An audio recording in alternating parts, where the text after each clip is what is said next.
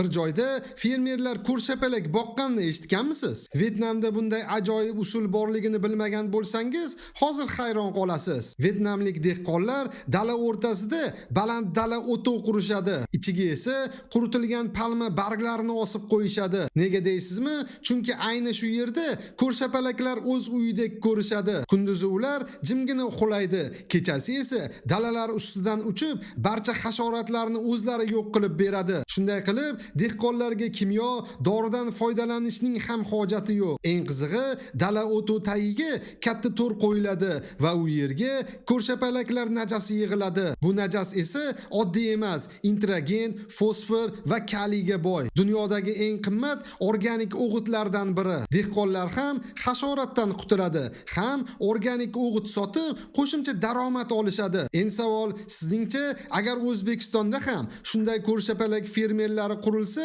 fermerlarga foyda beradimi? Fikringizni kommentariyada yozib qoldiring.